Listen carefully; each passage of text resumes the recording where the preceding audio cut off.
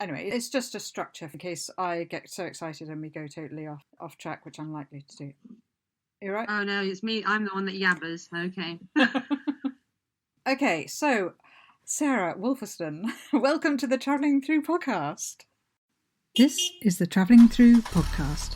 I'm your host, Emma, and today's guest is Sarah Wolferston. She met and married a Sicilian, and together they set up Alivu Sicily. This is her story about growing olives, olive oil, and the benefits to our health, as well as her views on London, the world, and life. Thank you, Emma. It's lovely to have you here on the show, and it's been a while since we've actually caught up. Is it like 5-6 years ago, maybe, just before I started the bookshop? Well, my daughter turned 7, so, and I don't think you actually met her. I think you might have seen her in my tummy. I think you were heavily pregnant the last time I saw her. Yeah, and we were packing up our little flat in Peckham to move to Sicily. That's the last time I saw you, I think, around then. And you were embarking on your bookshop. That's right, I was, and that was sort of a 5-year adventure as well. So yes, a lot of time has passed, but it's great that we've reconnected again. I kind of watched what you were doing on Instagram with your Alivu company about olive oil, but we'll come on to that in a sec, because I was also trying to remember the first time we actually met, and I think it was in Kosovo, wasn't it, where you were doing your masters? I don't know if we actually met in Kosovo. I think I met everybody in your team, but you were away because I was only in Kosovo for 3 weeks, I think, that time. Okay. Yeah. But I spoke to a lovely Spanish chap. Francisco. Yes. Francisco, that's right.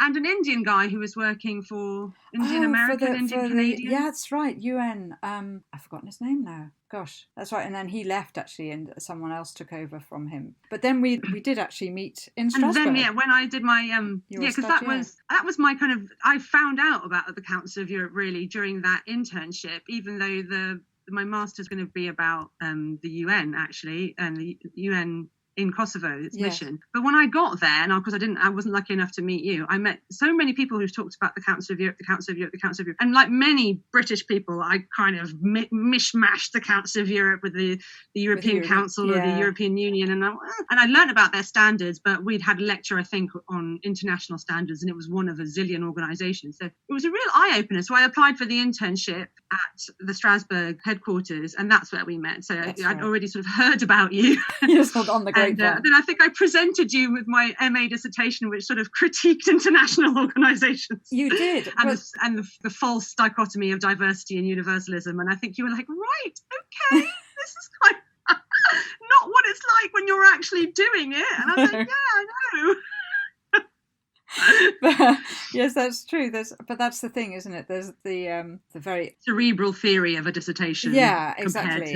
Exactly. It's when you're just putting pen to paper, and then actually the reality of it, the theoretical side, and then the actual practical side are in some ways poles apart. But there are links between the two. But they're quite. Yeah, and I think that you do have to approach every practical thing you do with the why am I doing it and how am I doing it, and that's definitely, I think that we can criticise all we like, but when you actually are doing something, then you have to scrutinize. It's very difficult to follow pure ethics and guidelines when it comes to your diet, or when it comes to working with partners, or when it comes to how you walk down the street. You just wing it, don't you, most of the time? No, definitely. Like your tea cozy. Like my tea cozy, yes. Did you like my tea cozy? I saw today on Instagram. It looks amazing, by the way. You're very talented. Thank you very much. It just fits around. You have to put it on a bit of a funny angle, but you can't see it from the photograph. Anyway. Then we met quite a few times in Strasbourg. At that point, were you involved in archaeology? What was so my original degree is archaeology and anthropology, and I did some digs during my university career. You have to be trained as an archaeologist. And then on one of these digs, I met Paolo, who's now my partner, my husband, the father of my children. Yes. In Sicily on a dig, and then I travelled a bit in South America, because that was kind of at the time. That's right. I'd forgotten you did that. Yeah, we've had lots of long chats about travelling in South America, haven't we? I discovered South America and travelling at the same time on a gap year, like total middle class Brit from the 90s. But because I'm mixed heritage, mixed ethnicity, there's always been a bit of me which has wanted to sort of explore the rest of the world, travel. My parents were travelers. My mum is originally from Egypt. That's right. But she's Maltese heritage. Yeah. She'd never been to Malta because, like many in the Maltese diaspora, I mean, Malta is tiny. Yeah. And the population of Malta, I think it's about 500,000, but the diaspora is like 6 million. So there's so many more. Wow. So I think that Maltese are travelers, they're seafarers, they've always left, and they've always settled actually really well where they've been, which I think is fascinating, that idea of what culture you retain and which bit is integrated and how does that work. Anyway, and my dad was a child of the army. His parents were in India and the States and Germany, and my parents met in Canada, which is where I was born. Oh, wow. I didn't know. Yeah. Have you got a Canadian passport? There were lots of doctors being recruited from the UK to Canada in the 60s and 70s because they had a skills shortage. So now we recruit from abroad. Canada was recruiting from, mothership, basically. Yes. And so they met there as Brits abroad. Okay. Of course, Brits abroad, but not really Brits abroad because they were a little bit international. So they obviously found something in each other. And one midwinter, I think I was very tiny actually, so a bit traumatized by the birth of their two daughters really close to each other. My sister's only 18 months older than me. They decided to go on a holiday for 2 weeks to Hawaii, and they left these two little girls with my long-suffering granny in the cold winter of Montreal, which is where I was born, and they went to Hawaii on holiday. Yes. As you do. Well, when it's freezing in Montreal, I think you go anywhere where there's sunshine. Yes. And my mum had always wanted to go to Hawaii. It was the Magnum period, and what was the hop show? God, I've had a brain drain. Was it Dukes of Hazzard? No, it was. No, that's the States. Yeah. Anyhow, they bumped into somebody that my dad knew who said, "Oh, Martin, you should come and live in Hawaii." So they moved to Hawaii on the back of bumping into somebody on holiday. So then I grew up in Hawaii.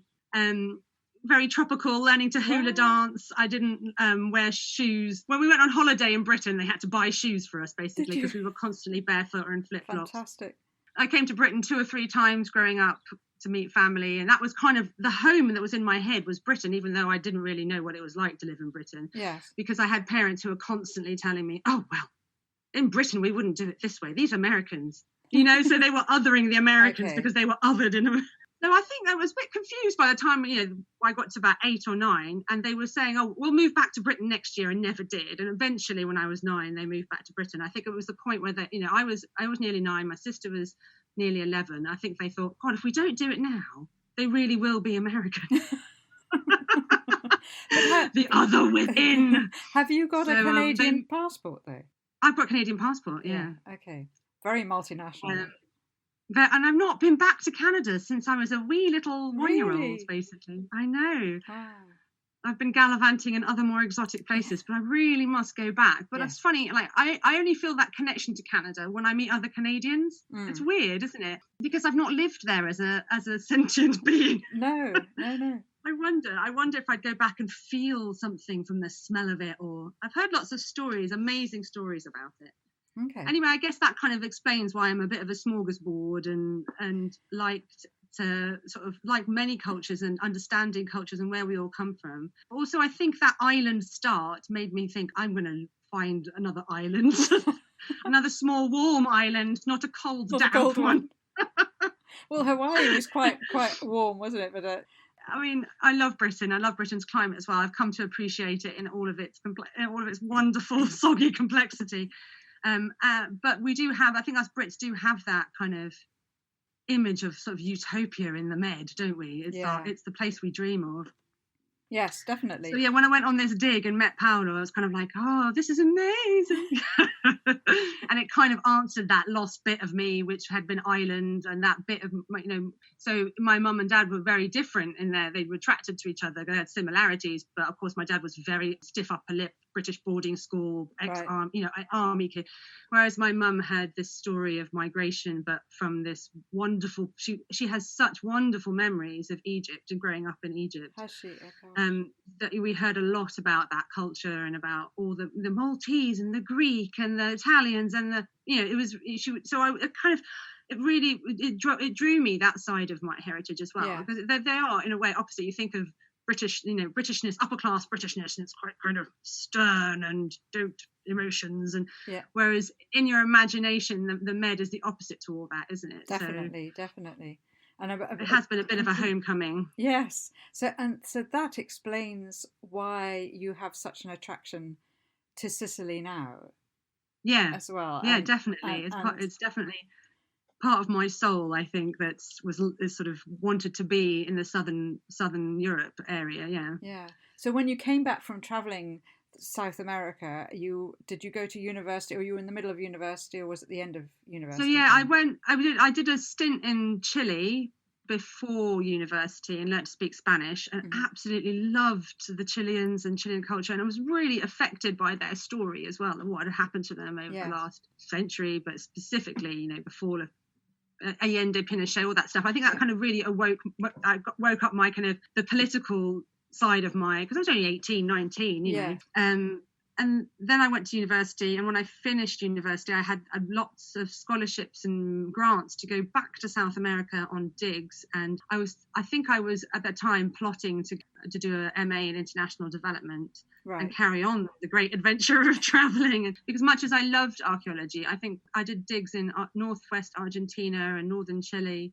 I found it really hard to sort of be doing research that's really important, don't get me wrong, in a place where there's such poverty and rural poverty is not just a phenomenon from northern Argentina. I mean, we've got it here, we've got it in southern Med, it's all over the world.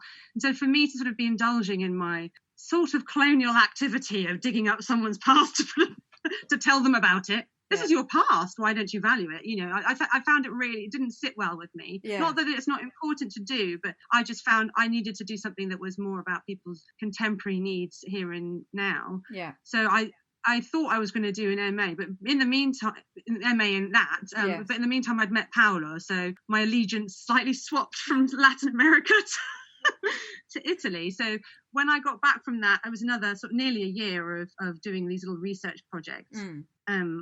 I went to live in Rome and lived with Paolo for 3 years. Well, yeah, but I have to say that part of the attraction was living in Rome. It wasn't just Paolo. Because I'd visited Rome on a field trip, and I just thought, what a place, this is amazing. And I think I kind of realized if I wanted to travel and be somewhere different, it didn't necessarily have to be at the other end of the world. Do you know what I mean? Like close to home, we have all these amazing places in Europe. And so I lived in Rome, and I worked for the United Nations for a bit, actually. Did you?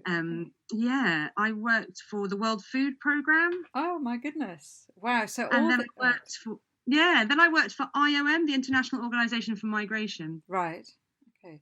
And that's how I've met Hakan and Jenna. Who invited me to Kosovo. Okay, that's all the connections are coming together. There's the connections, So it was kind of because of this. The project I worked on with IOM was really interesting because it was the psychosocial unit that was trying to do not just migration management, movement, and basically IOM was like policing migration movement, isn't it? In the nicest way, but not always the nicest way either. It's kind of anyway. It can be a bit of the hand of government, an international hand of government, and it has to do, that's its remit. But this little unit was a bit of a wild card unit because it was run by a psychologist who had a sort of migration background in which he'd gone through more of an anthropology of psychoanalysis. He was more ethnic narration and talking cure kind of Jungian, whatever. And he was doing emergency interventions in big camps where you didn't have a set up mental health team to work with immediate traumas. And when Kosovo happened, of course, lots of international money flocked to Kosovo, didn't it? So they came up with a project, and it was all emergency money in Italy because that's what Italian cooperation is about. They couldn't do anything longer term. So it's hard to do emergency mental health. So they came up with this idea of an archive of memory. So as IDPs and refugees returned to Kosovo, to sometimes different places where they lived, or sometimes places where they lived where horrible things had happened, they came up with this idea of narration and drawing and telling and cooking and theatre to kind of narrate those memories. to try to not reinforce the sort of victim aggressor binary, to get them it was a really hard job to do because it was so early on. It was 2001, I think, when they did that project, 2001, 2002. Okay. So I found it really fascinating how, looking at the past and narrating the past, even the far away past, like prehistoric past, can have this effect of grounding us and helping us to see past a current problem or a current trauma, or not go see past it, but process it in a way that's more healthy. Yes. Wow, that's fascinating, because it was also that's how Kosovo happened. Okay, so that's how that all began. My goodness. So that's how that began. Yeah. So already the tapestry of your past, as it were, or your ancestral roots, was already coming together to do with, in terms of food, islands, migration, language. Yeah, I think I definitely was trying to sort of a little bit find out about myself when I got interested in migration and storytelling and stories and narration. I think it was a bit of me that was, trying to work out which part of me was British and which part of me was from somewhere else. And I guess when you come to Britain when you're nearly a teenager, when you move anyway when you're nearly a teenager, it's quite hard to settle down, isn't it? Yes, definitely. So on top of that, people would say, "Oh, you sound a bit American," and I wasn't American. Do you know what I mean? But of course, I sounded a bit American, and I felt very different to people. I grew up when we moved to Britain, we went to Taunton, and hardly anybody that I met in Taunton hadn't been born in Taunton. So people were a little bit weirded out, know. So I mean, that must have been very difficult, in fact, because when everybody's from one place like that and only know one place, and you had already had that wealth of experience of moving around and traveling, as it were, your perspective on life would be very different. Yeah, I think I definitely connect with people who are on your London focus of your podcast, that say there's a place for everybody in London, and we've all got stories, migration stories, because we do, even in Taunton, but and increasingly more so in small market towns in Britain. But I guess there's sort of mainstream narratives like of my family's been here for years, and if you don't have that one, you don't say.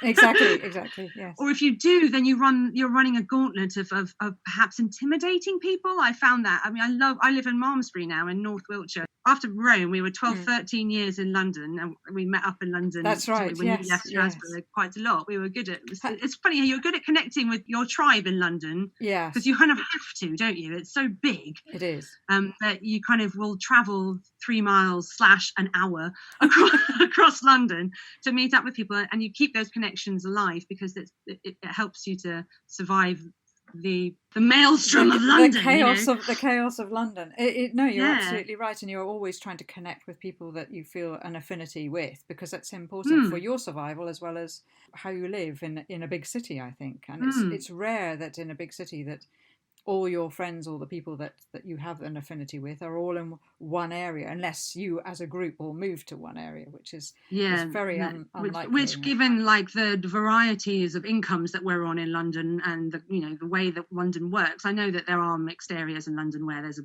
massive house next to a tiny flat. Compared to other cities, it's actually got quite a patchwork of sort of posh and not posh. Do you know what I mean? Yes, yeah. But grossly speaking, as you get older and start having kids, there is a bit of a movement north and west for people who can afford it. Not always. But when we decided to move to Sicily, we knew in our heart of hearts that we probably wouldn't stay in Sicily forever. But that when we came back, it probably wouldn't be to London, because working in archaeology, and I was working at the time after the council. I worked for the Council of Europe when I met you, and then I carried on a little consultancy contracts with the Council of Europe. But I found a kind of home for my consultancy within my former master's team. So I did my master's at the end in cultural heritage studies, which is when I met you. Yes. At UCL, the Institute of Archaeology. Yes. Yeah. And then so then when I came back from Strasbourg with these little diddy contracts, I worked for a year for a building heritage consultant, because he had been an expert for the Council of Europe before, called Paul Drury. So he was in touch with the Council of Europe as an expert and took me on as to work together on these expertise. But then the crisis hit 2008, and I managed to go back to the institute, not as a student but as a part-time employee of their sort of consultancy unit within the Department of Archaeology. That's Institute right. of Archaeology. Yes, yeah. And I'm still working there now. Oh, are you on and really? off. I've been Okay. On and off. I've been working for this team that's part of the Institute of Archaeology. Okay, because I'd totally forgotten that I had when I came back. So I came back in 2012, I think. Yes, it was. Yeah, and I dragged you in, didn't I? I dragged you. I totally forgot. I came across this presentation that I put together for UCL. I was so nervous talking to all these students about Kosovo and what do you talk about, because it's such a huge subject area. Yeah, but in fact, it was. For me, it was a very cathartic thing to have done, to actually talk to students who were, still young, fresh-faced, and ready for that involvement in an international environment or a European environment, to get out there and try to do what we, I suppose, had been doing or looking at. And that was very it was very rewarding as well to see so many young people ready to take on that opportunity. But I mean, I don't know, that it's an interesting question now. I don't know whether you know the answer to is how, with the current situation and with all the migration issues that we've had, or Europe are facing, how this has affected things like general projects like the archaeology projects and doing things like that. Is it? Well, in terms of research, I think that we're still part of Europe, the Horizon 2020 program. We're sort of signed up to it, but I'm not sure whether that's because of funding agreements. Pragmatically, they put in X amount of years of money, and the projects are slightly longer term than many of the other sort of 2-year shorter cooperation projects. I don't know, but I don't know if we're still part of Interreg Leader Plus. I'm not sure, but I know certainly we're out of other learning projects schemes like Erasmus, right? Because that's the project I'm doing. Yeah. Which is huge, because Erasmus also has taken on, it's the new name for all the Leonardo da Vinci projects that were, and the Grundtvig projects that were. So it's like 3 schemes in one, and it's all about professionals, lifelong learning, mobility, and the students that we think of going to each other's universities for exchanges. I mean, that's just one of the sort of streams of it. And the project I'm working on now, which interestingly is about the Faro Convention and professional training for heritage and communities that work in heritage. Yeah. The UK got into that, UCL got into that as the final call last March. Oh my goodness. So just literally this is the last, So in November, the last Erasmus Plus strategic partnerships will be taking place. But I don't think that many universities actually were that interested in Erasmus projects. It's been much more adult education institutes that have been doing that, and because that's a very diverse sector in the UK, there are a lot of Erasmus sort of partnerships in the UK, but it hasn't been as strong as on the continent anyway. So I don't think the impact will be massive it is massive for me that I've specialised in these European heritage conventions. So I don't know when this current project, which has borrowed the Council of Europe's terms title, People, Places, Stories. Okay, yeah. It's borrowed that straight out of the Faro Action Plan. When People, Places, Stories comes to an end, I'm not sure where my European heritage background will fly next. You know what I mean? It was through Erasmus also that you got a scholarship to learn about olive oil or about olives. That's right, exactly. So so I was ticking away with the UCL projects for, I brought you in for a seminar on archaeology and development, and I was working on an Erasmus project actually called Educate, which was for young entrepreneurs to get training in the cultural creative sector. So we got all these lovely, really enthusiastic graduates. And I think I talked to you about it because I thought your bookshop would be an amazing host organisation, but you weren't quite ready to open up. Yes, I know. But you gave me some really good tips of other cultural projects that were going on, foods and travel. And I think we put somebody in one of your... We got a student to go to one of your recommendations, actually, that a food and migration storytelling. Yeah, she loved it. So I was sitting in on one of their lectures. And I thought, I'm gonna get a bit of this entrepreneurial training, because it's quite hard to get, to justify training for yourself when you're busy in a consultancy project. And although I had like 5 days down on my budget for training. Yes. I made the case that I needed to go on this training because it was the project and I needed to know what the students were doing. So I sat in on this 5 days of UCL's entrepreneur training. Yes. UCL's got a really good, strong department in training graduates for entrepreneurship, but it's a bit skewed toward the science degrees. And anyway, so I sat in and I thought, oh, I could do this. And also I found out there that there is funding, there was for the UK, now there isn't, for people to get hosted by another business. So much like students go to another university to do a term, young, by which they mean anybody who's doing a business for the first time I think it's still dribbling on actually, this scheme, could go to, if you're interested in, I don't know, we want to set up a vineyard in the UK, but you want to learn the ropes, you can get an exchange and go to France or Spain or wherever to find out about how they do wine growing. Brilliant. From the commercial side to the agricultural side. And then you can helps you come up with a business plan, you get funded. So I came up with a business plan for an olive oil import business. Okay. And then we spent 6 months working with an olive oil farmer who exports her oil to, Sweden.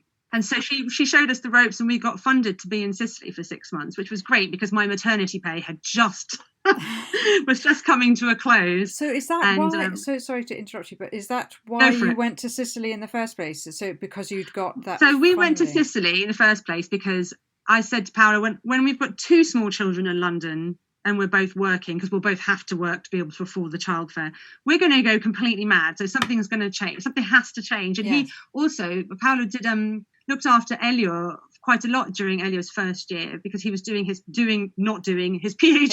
I remember.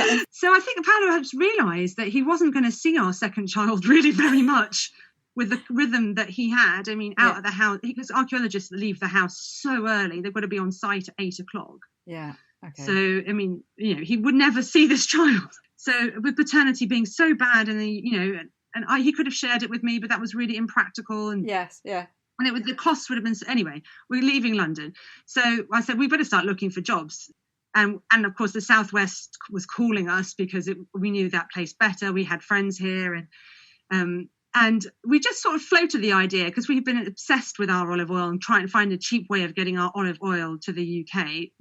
Because previously, everybody who visited us would stick a tin in their suitcase. Oh, really? Bring back.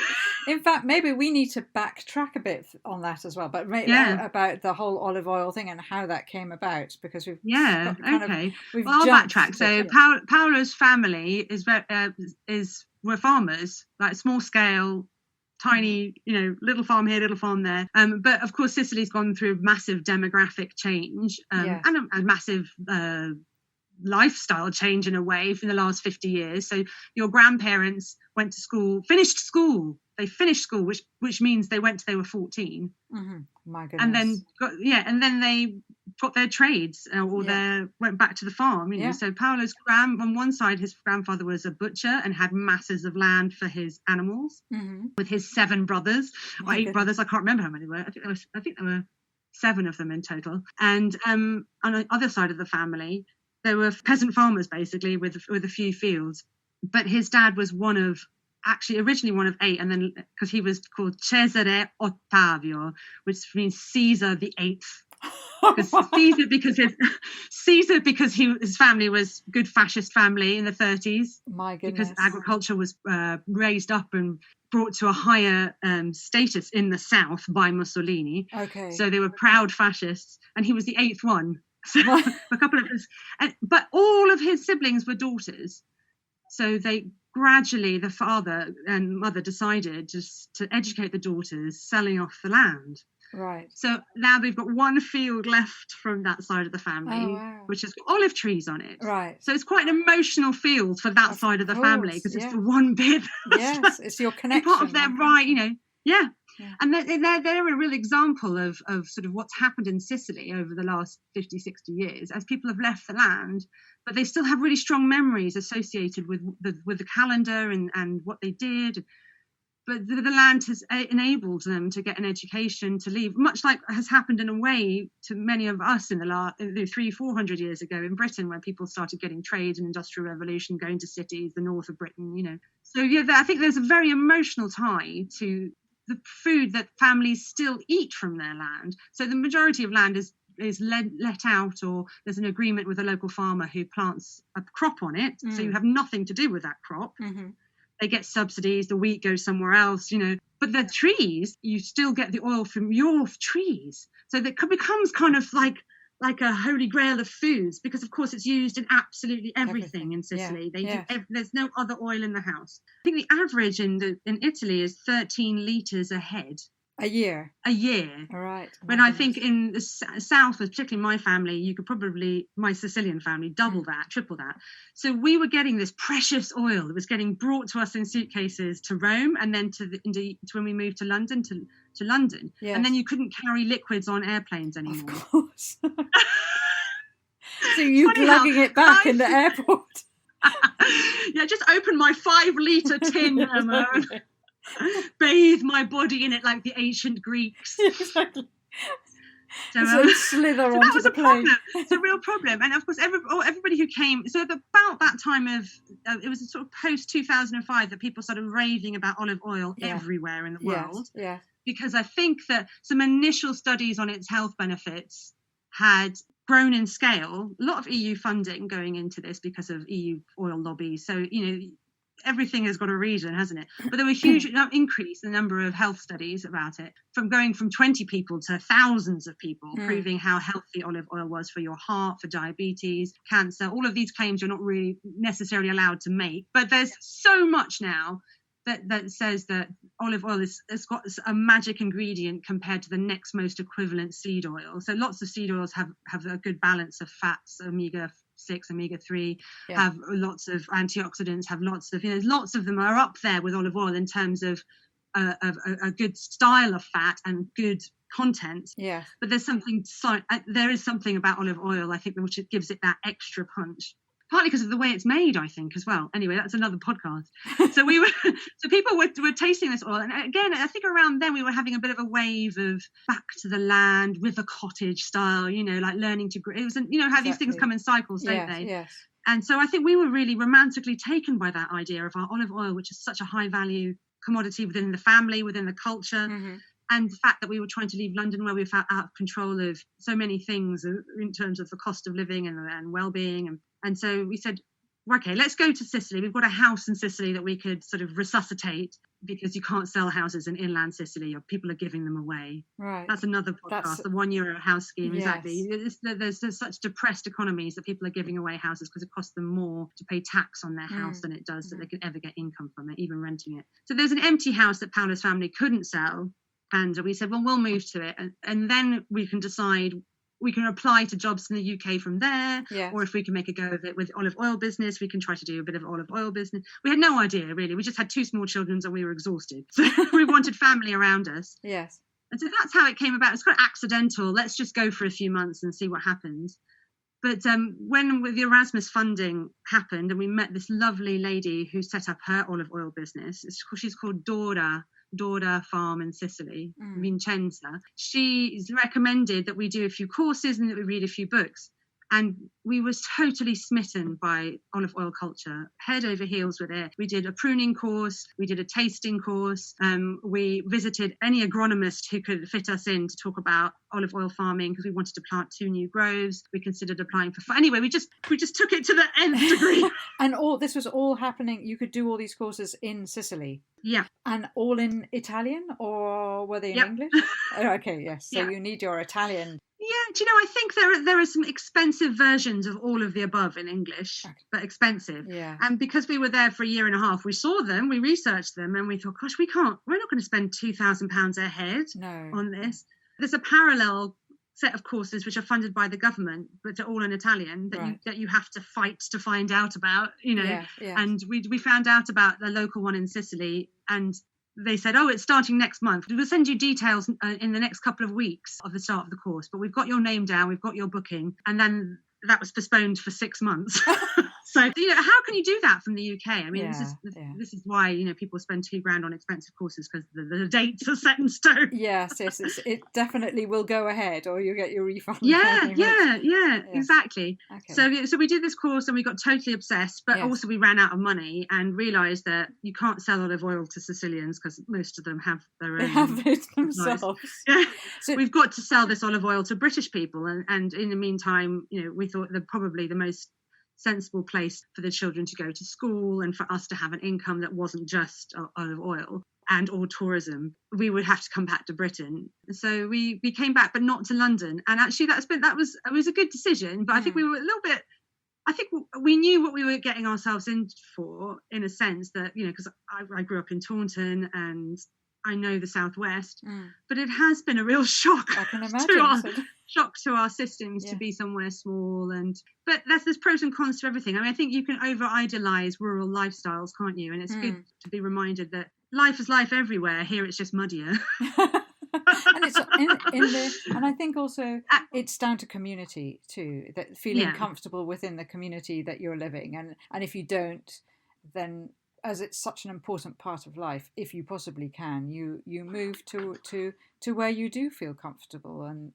yes and no, because it also takes time. It takes a huge amount of time, and I think one thing that in London it doesn't necessarily. In London you move around a lot because your tribe moves around a lot, so it doesn't really matter where you live. But once you settle in London, then you make friends on your street and in your neighbourhood, but that doesn't happen overnight, does it? Definitely 2-3 years maybe of walking out the front door and seeing the same people. So I think it's taken us a bit of time to find our feet here in Malmesbury, and so we started selling our oil here in these little market towns. Okay, so like a Wiltshire. farmer's market or farmer's market, exactly, because we don't have a huge amount of oil, so it's not that hard to sell. And we've got friends that we've made here and friends in London, so we essentially managed to sort of almost pre-sell all of our oil before we've even picked it. Oh my goodness! And when we're not formal about it. We don't take we're rubbish at this sort of thing. We don't take down orders and stuff. But people kind of just ask us every 3 months with hopeful looking eyes, have you got any more oil? Yes. Have you got any more? Can you keep me a litre? Once you do taste a farmer's oil, once you get used to a certain quality of oil, it's very difficult to go back to the sort of the cheaper supermarket oil that you might have been perfectly happy with before, because you really can tell the difference. And also it's the fact that they know that I've picked that olive with my hand and that there's nothing grimy or going on in that process, which is back to what we've said before about the human right to know what you're putting in your mouth, exactly, that it's healthy, that it's not damaging any environment or any body. We haven't got that with so much of our food, even the homegrown food. We have our red tractors and our marks and stuff, but we don't know that farmer. We've lost that connection. Definitely. And I think that sort of lockdown and last 2020 particularly, I saw more and more people starting to grow their own vegetables because they had the time, for starters, or a bit more time, and suddenly everybody's got very interested, or more so, in what they're putting in their mouth, and they're knowing if this is coming out of my bit of soil, or I mean people are even growing things not in soil but by air. And, the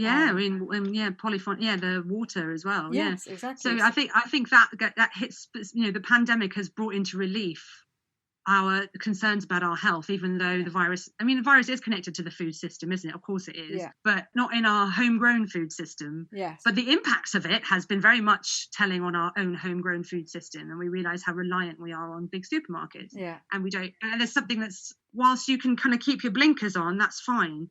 But as soon as the blinkers come off, you realise I don't want to be so reliant on the 5 big supermarkets. Exactly. And I think, that's another conversation. We can have so many topics here. But coming back to the actual olive oil, so the olives that you have in Sicily, what are they? Are they just a one cultivar or variety? Variety, that's right. It shows how little I know, but I'm willing to learn. Yes, cultivar of variety of olive. And what makes your particular olive oil special, shall we say? Special. Yes. Well, so there's a joke that in Italy that everybody says that their grandfather's oil is the best. Oh, really?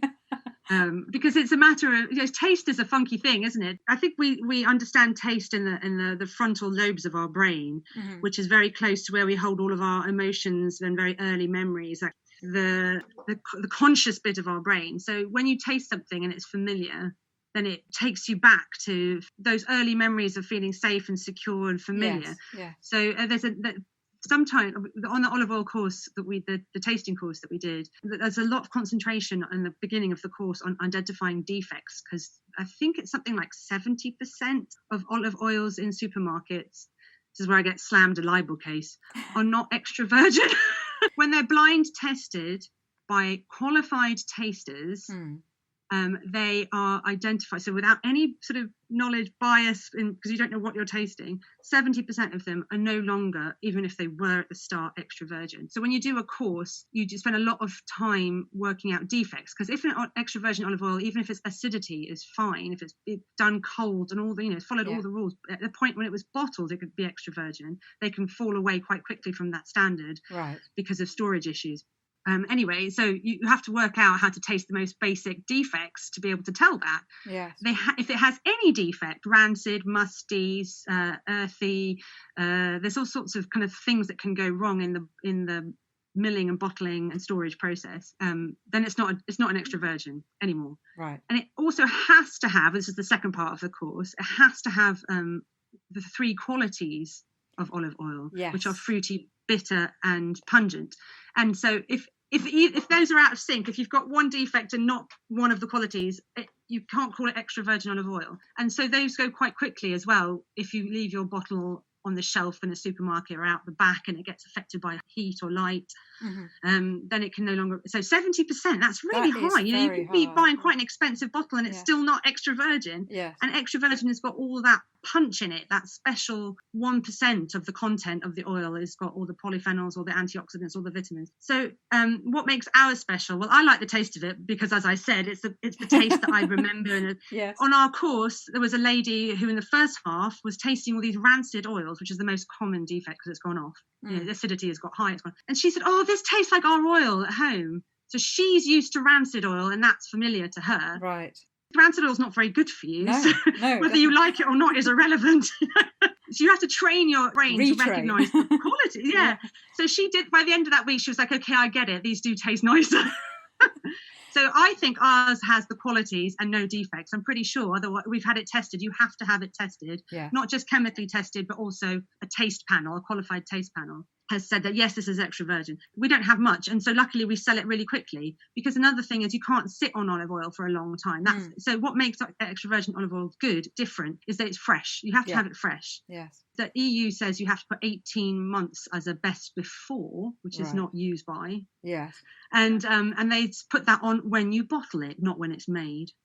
Aha. And you bottle it, how far, what's the time frame between making it and bottling it generally, or what should it be? So this is a choice. It's not legislated. Okay. All right. So we're starting to hear words like EVU, which actually is the acronym for extra virgin olive oil, which I actually only realised the other day. I was thinking, what's EVU? And then I suddenly clicked. Yeah, loads of people who've known me forever and know me as Olive Oil Sarah haven't worked out what EVO was. So going to a supermarket, so this has come quite recently for me as well, understanding the importance of olive oil and the differences in olive oils and the polyphenols that are so good for you. Yeah. And I suppose my question is that one is, when you go to a supermarket, what do you look for? And secondly, from what I just said, if you now know that the best type of oil is the super fresh extra virgin olive oil, but there's no way of you telling when that olive oil was made, somebody's trying to keep some information from you. Yes. Because a really on it producer is going to put their harvest date on their bottle. Right. Yeah. So look for the harvest date. And there are a few that do, definitely in the supermarket, because I had a look the other day. Yeah. So they have the harvest date, and then really from the harvest date, you really should consume that olive oil within 18 months, 2 years, 1 year, 6 months. You should, in an ideal world, I think if you look at, there's a little chart in the science books about polyphenols dropping off. Yes. And modern storage, way they bottle now, so dark bottle or tin, a label that says where the oil is from. Yes. Preferably you're going to get it from one region of the world. So now they've got names like PDO, DOP, this protected origin, and IGP, which is a geographic region like Sicily. Yeah. So that's the harvest date. So actually it can store really well because it's a very stable thing. But the polyphenols, what you're talking about, that's 1% of that oil, and they're very volatile. So once you've opened the bottle, they're going to start to dissipate and your oil's going to start to oxidate and go off. So you could possibly keep that oil for 18 months because that's what, the graph, though, of the polyphenols in a closed bottle probably will stay quite high in the closed bottle. And the longer you wait, the steeper that fall is going to be. Okay.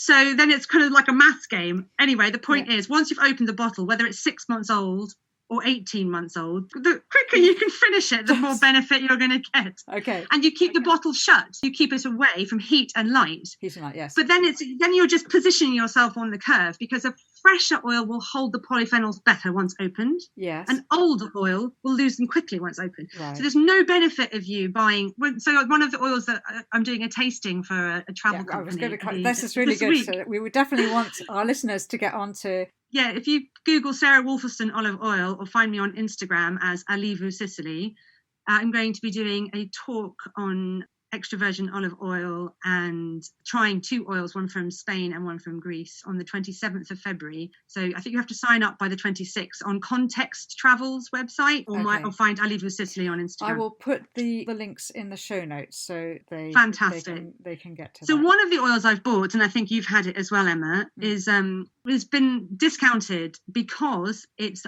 2019 harvest from Jaya. So it's getting on a bit now.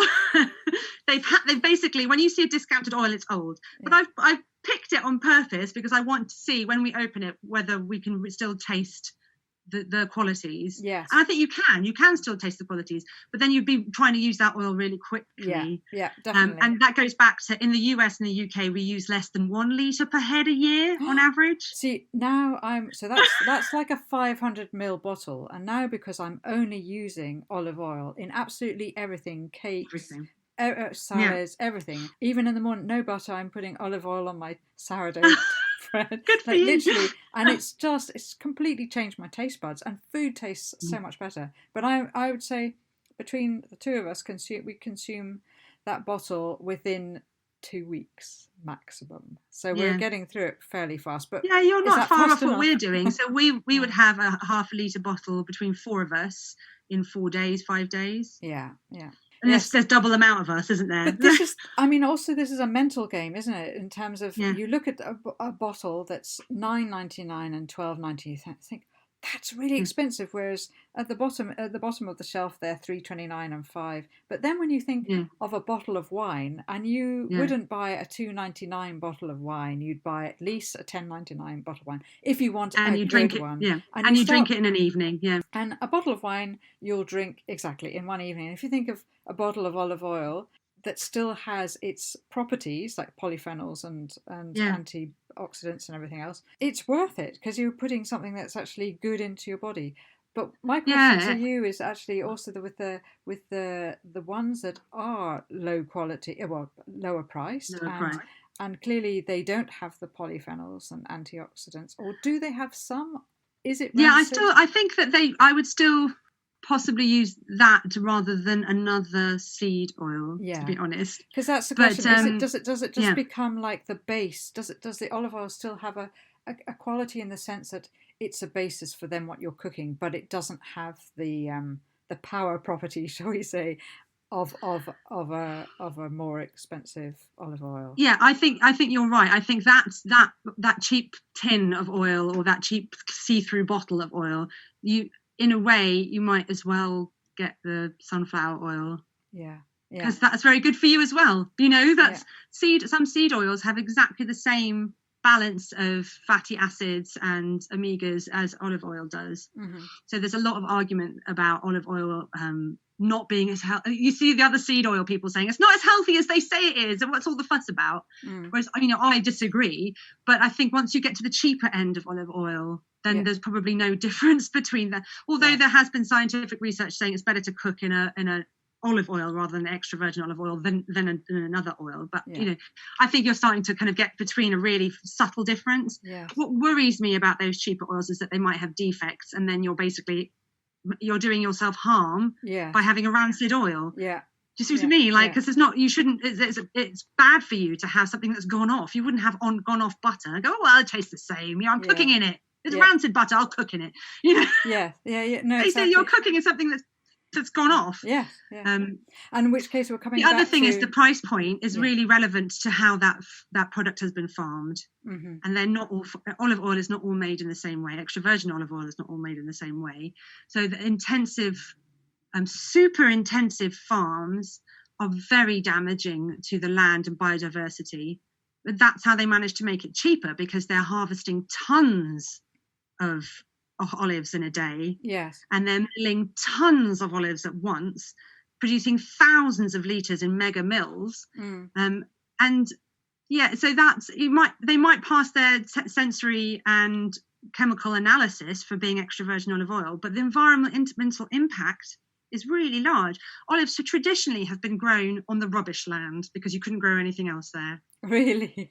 Okay. Yeah. So they're in mountainous areas, also because olives don't like to have soggy feet. They like to have dryish roots, really well drained soil. They don't ask for much. They don't need to be irrigated or fed, or it was enough that they were in the mountains and had occasional like sheep or cows underneath them, half composting the ground.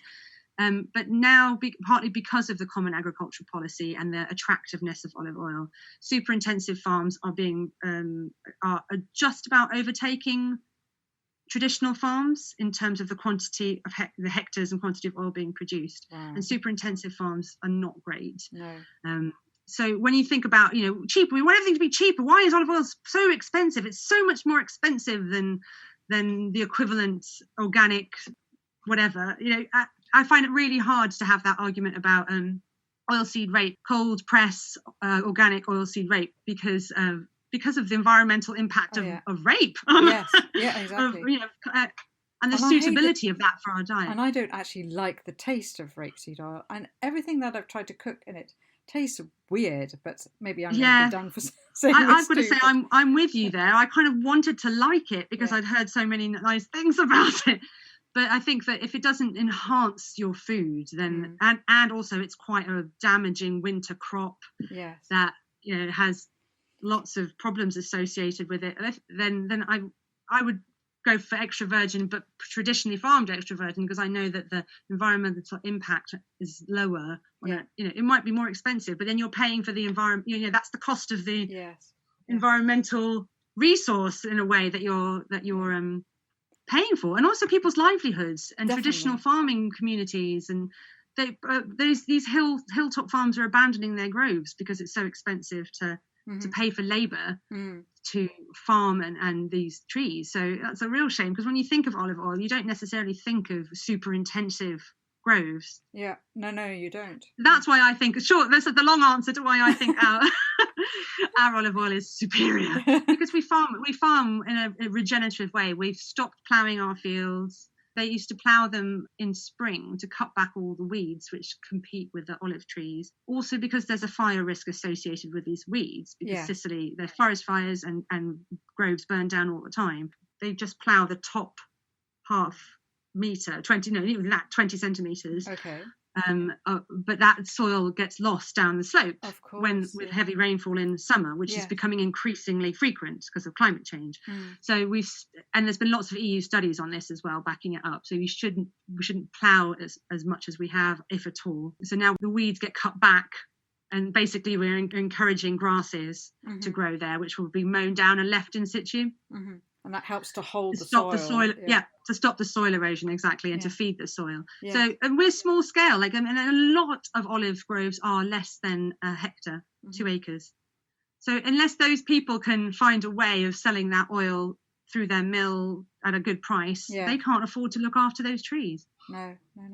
I remember last year when you were out in Sicily, and I thought, oh yes, next year, which was now. So it's 2019. You were harvesting. Yeah, that was our last big harvest. Was right. 19. And I said, I'm going to come out next year and help you, which was 2020. Which of course nobody went anywhere, did they?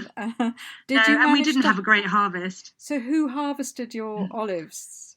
So the village, small town where we have our groves is called Villa Rosa, and it's right in the middle of Sicily, and it's where Paolo's family originally came from, and some of them are still there. Right. His uncle, who had studied agriculture and has been working in that sector, in the public sector, on development for Enna's town council, regional council. Sorry, the capital of the province is Enna, which is a beautiful town right in the middle of Sicily. He still lives in Villa Rosa. He was the mayor of Villa Rosa a few years ago. So he went out there. I mean, he's retired now. He's in his late 60s. He still has a lot of farmland that he manages with his cousins. So we managed to get some labourers to come and help us. So we paid for people to harvest our olives this year. Okay. And we're paying the same farm worker to prune our trees this year, which is really upsetting because usually we prune our trees ourselves as well. And we've got about 380 trees. Oh, wow. 190 of them are very young. We planted them when the kids were born, very romantically. Yes, that's lovely. So they still need pruning, but we're very precious about it because we want them to have a particular shape and style that, you know, the pruning decision it's very creative pruning, and it's I love it. And in fact, I've become a gardener here in the UK in the last 3 years because I love pruning so much. If you ask my gardening colleagues, they call me Slasher Sarah because I'm just like, let's prune. I love it. It's so creative to prune. Trees really they respond well to being pruned. You create a shape, you create light, you create healthy trees. Okay. And if you don't prune olive trees, they turn into nasty little spiky shrubs, basically. An olive tree wants to be a bush. Yes. So yes, we haven't been able to do any of those things, but hopefully this October 2021 they'll let us travel, and we hope to have something to harvest. Although the year after you prune, there are less olives anyway, naturally, because olives grow on the second year of growth. Right. Okay. A bit like your raspberries, you know, you have to leave canes. Yes. My goodness, it's a job, really, isn't it? It is a total job, and I wish that we could kind of be there and survive on a skeleton income because Sicily has so much potential for olive oil tourism and gastronomical tourism, and it is starting to happen. There are some really good things happening all over the Southern Med as people have caught hold of the idea of the Mediterranean diet and the fact that if you want to eat well and you respect that culture, you have to know where to get that product. Otherwise, you're just buying into something that's marketing. Yes. So while you've been here, you've become an olive oil, is it ambassador or? I think that's the right term. I'm sort of flirting with the idea of sommelier as well, because it's a new and growing profession to help people choose different types of oil, extra virgin olive oils, for different foods, because there's so many varieties of olive tree out there. They're all Olea Europea, but then a bit like we have how many types of roses? There are that many. There is about 700 types of at least of olive tree, and Italy has about 500 of them. And Sicily has about 70 of them. So it's very rich. Yes. And it's become super trendy to have monovarietals. And the fact the two oils that we'll be tasting in my context travel talk are monovarietals. But bear in mind that monovarietals are probably slightly more on the intensive side of farming. Are they? Okay. Because they're more recent. Yeah, because traditionally you wouldn't have just one variety. In fact, you can't just have one variety because you need to have a pollinator. Like apple trees, of course. Yeah. But if you intersperse your pollinators and you separate them from the harvest, ridiculously, it has to be on a scale for this to be practical. Essentially, yes. Traditional farms will have a number of varieties. They won't even know what they are. In fact, our farm, this is the first question you asked me. What makes yours special? Is it just one variety? Yeah. Well, we've got about 80 trees that are hundreds of years old. There's probably different varieties on that tree. Yeah. That's fantastic. One tree can be like a family of varieties because you graft a branch onto the wild olive rootstock. Okay. So who knows? We'd have to DNA analysis different branches.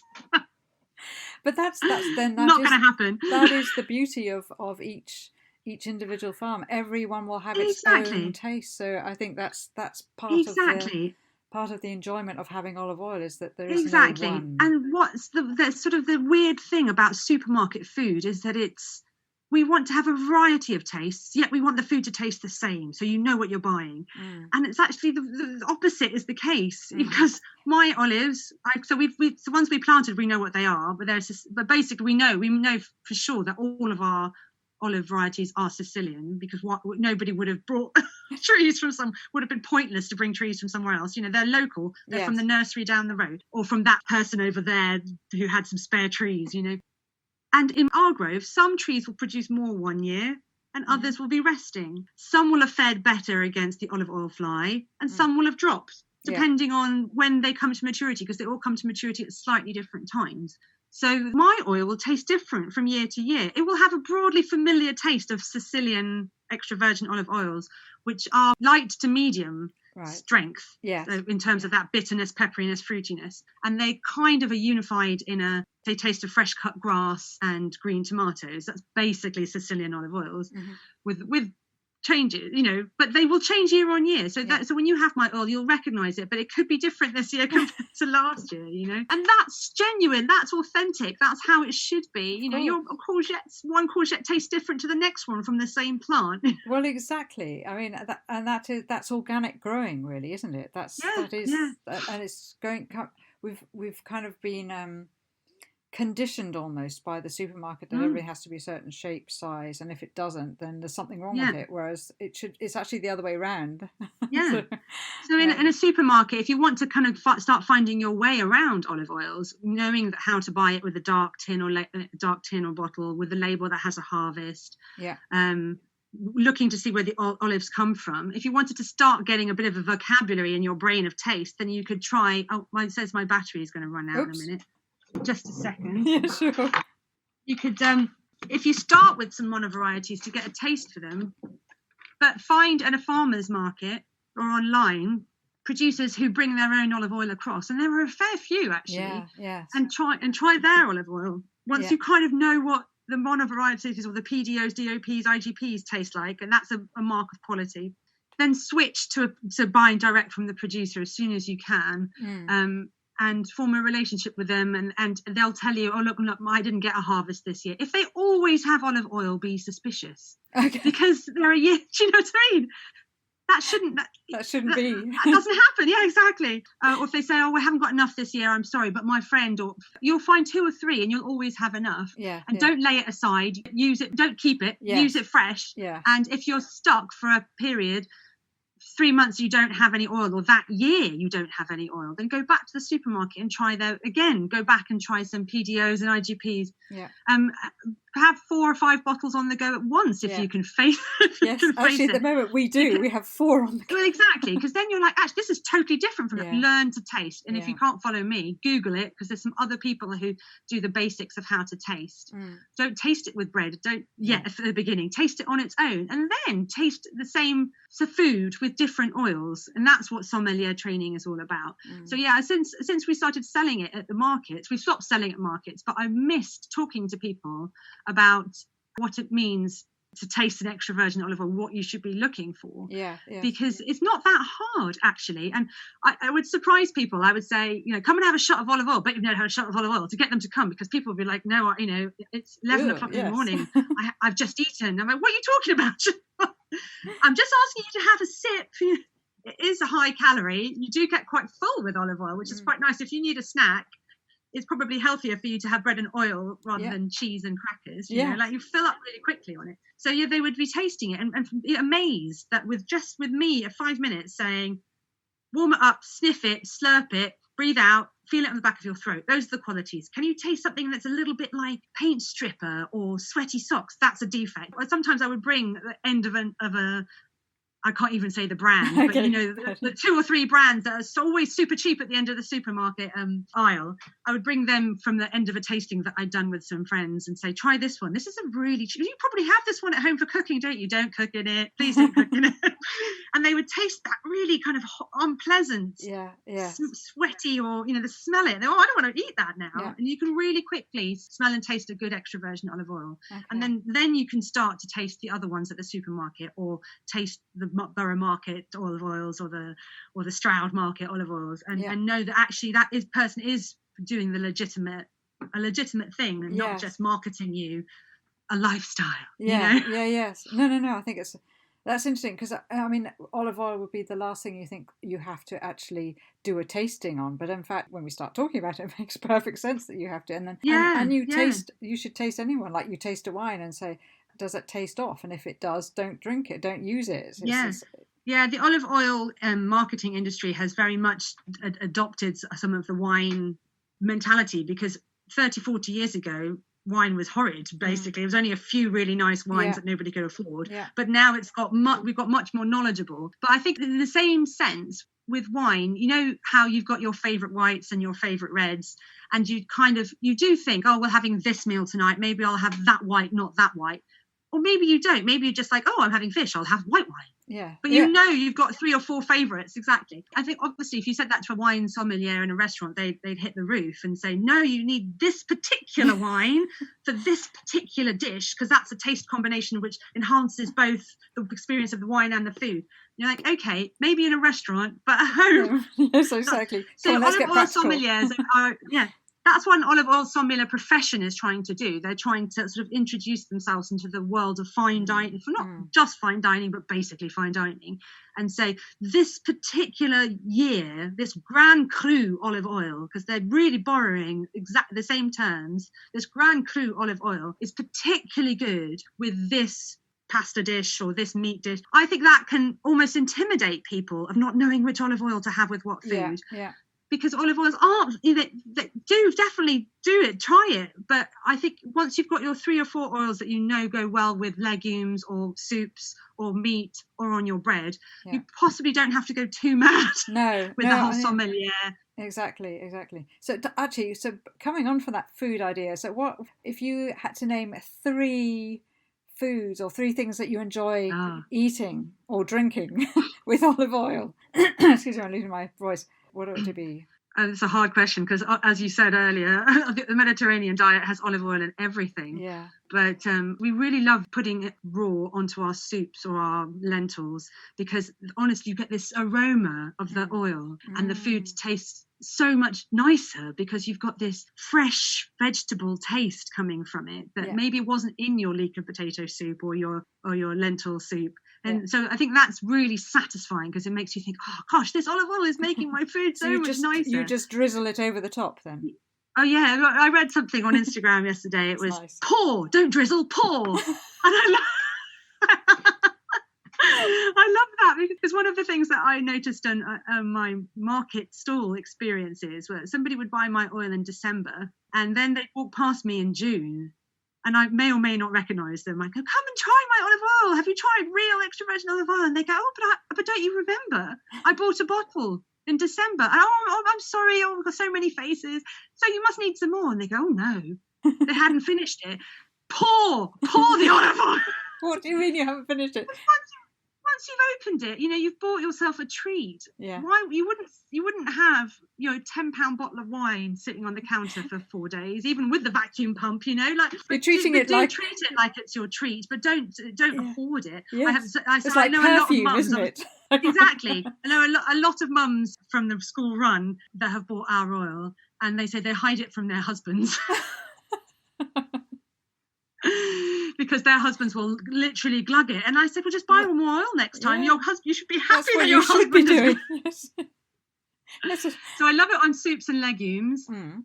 We also we make our breads, we make our focaccia breads with it. We roast our vegetables with it. So I would be really sad if I couldn't have it in my focaccia recipes or in roasted veg.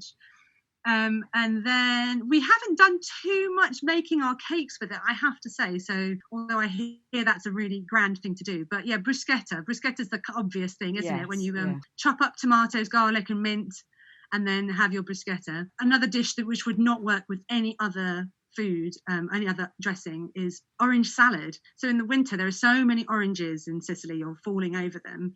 And if you can get hold of some seasonal Sicilian oranges, they're a real treat. They're so tasty. They've got a lot of personality, because I think we in the Common Agricultural Policy, we've all got a lot of Spanish olives, haven't we? And the varieties are more limited. The Italian olives, Sicilian olives are really the red blood oranges. And anyway, you don't think of it, do you, having oranges and olive oil, but it is magnificent. So you sort of slice your oranges in a pretty pattern along the center, so you can have these gorgeous circles. And then the Sicilians quite often chop up spring onions, capers, but not the vinegary capers, the salty capers. So you have to wash off the salt, obviously, put that on top, and then glug pours some really fresh green tomato olive oil on top, and have an orange salad. So it's quite a typical thing, an orange salad.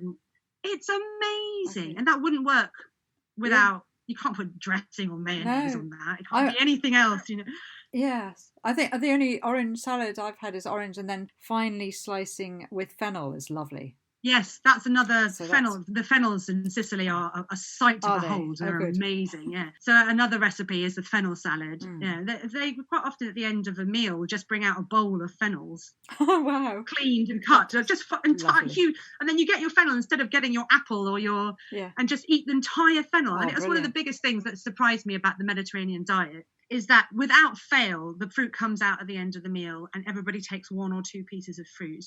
So they've eaten 2 portions of veg in that meal easily. And then they'll have 2 bits of fruit just at lunchtime. I mean, obviously they have long lunches, but there's always fruit. And sometimes the fruit is the fennel. This is lovely. That's great. I get a bit sad buying them here because they don't taste the same. That's the thing, you've been spoiled, haven't you? Yeah.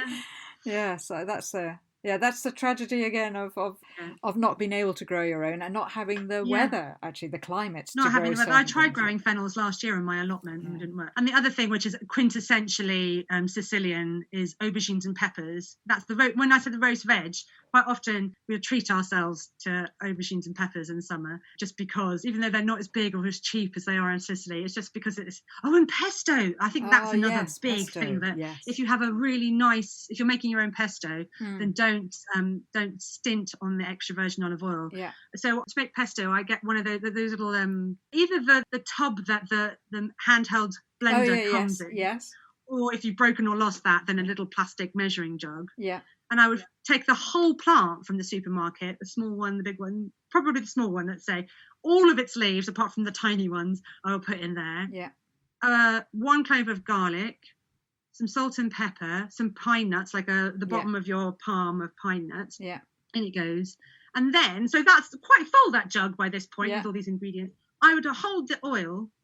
It pours down the leaves, and I won't stop until I see about nearly a centimetre of oil at the bottom of that jug. Okay. So that's quite a lot of oil, because it's coated all the leaves, coated all your ingredients before it's settled at the bottom. It's a lot of oil. Yeah. And it's amazing, because you've got that fresh taste of the olive oil with the basil, and it's the taste of summer. Yeah. So again, I don't think I could cope without our olive oil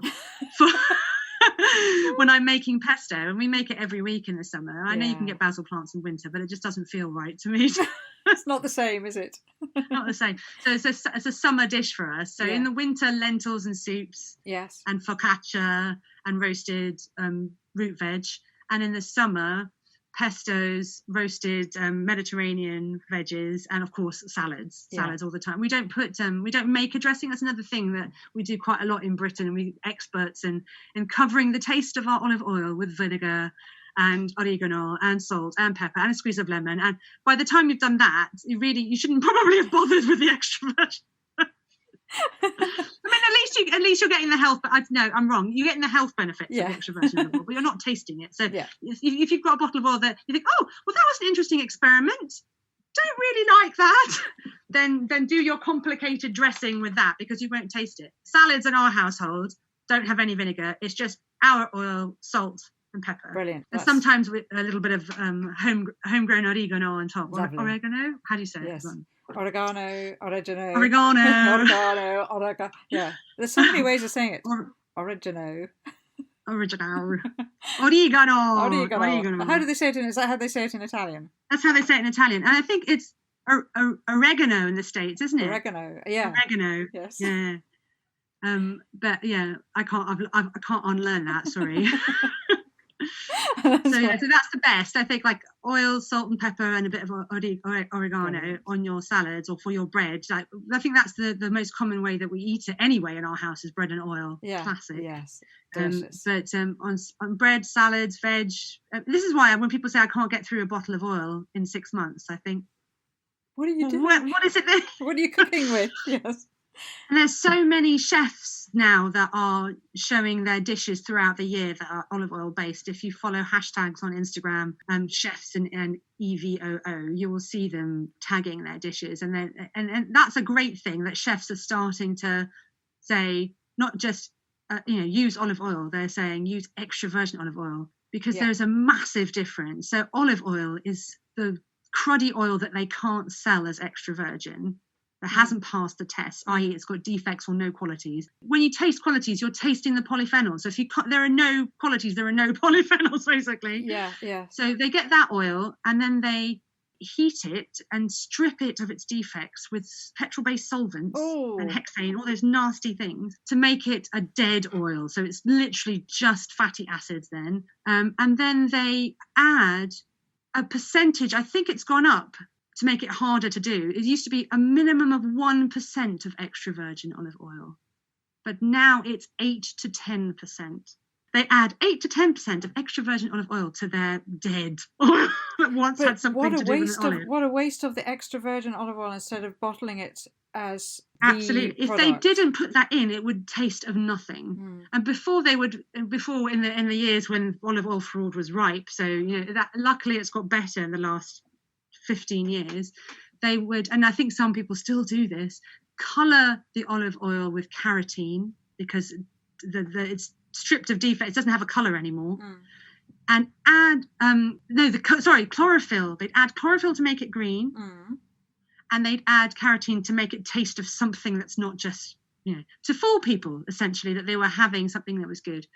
And they would play with the acidity in the lab so that it would pass the taste. Now we have to have a sensorial analysis. It has to be tasted, because you can identify an adulterated olive oil. You can tell that that's got carotene and chlorophyll. You can see it. You can tell it. So don't buy olive oil, essentially. Don't think, oh, well, I'll get that one, because it's then you might as well get a seed oil, that most seed oils are produced in a refinery.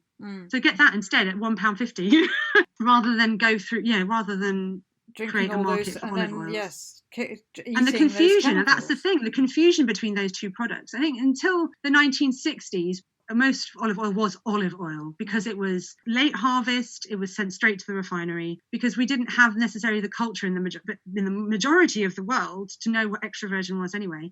But even in the producer countries that had the culture, they quite often had an oil that was old or no longer extra virgin, and were fine with that. That was normal. Paolo's grandpa, who was making his own oil forever, only ate his own oil, nobody else's oil, would store his olive oil in an amphora, like a terracotta amphora, with a great big cork.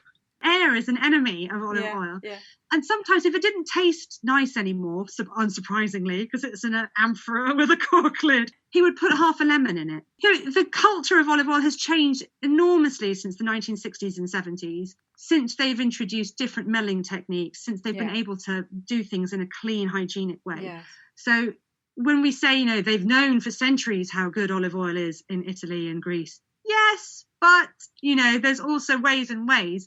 And people have been talking about this forever. Like Cato and Pliny in the 1st century AD are writing long tracts about the quality of extra virgin olive oil, and don't let the olive go black. Don't let the olive sit around for more than a day. Don't let the miller convince you that it's better to have a black olive or an olive that sits on his floor.